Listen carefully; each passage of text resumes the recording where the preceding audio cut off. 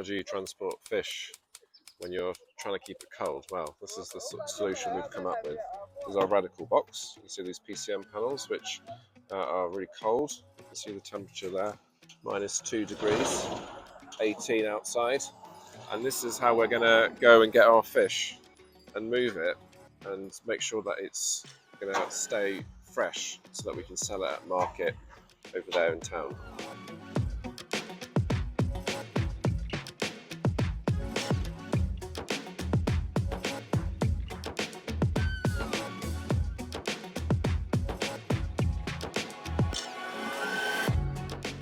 It's early morning, just got up, and these are the team that are about to go out to a fish farm and collect fish. And the challenge we've always got is, if you're moving fish around, is of course it's a perishable product. It gets really goes off really quickly.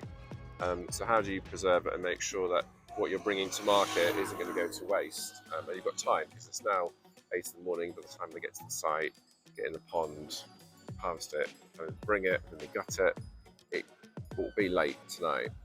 And so we want to make sure that we've got enough time to sell the fish. It's a bit bad. So this box, what this helps us with, I'll just shut it up, is transporting fish. We've got the IO2 box here, which is this is a prototype, but it tells us the temperature and the location at all times.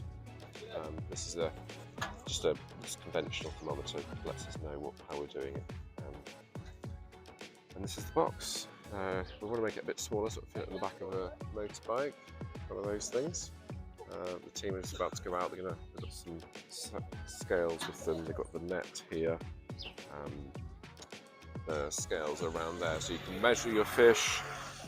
You need to grade it as well, so you know exactly what you're doing in terms of size, how much you're going to pay. So we've got a range of measures here. We've got this little handheld one, and there's a board here, so you put your fish on it, and then you can see the length of the fish.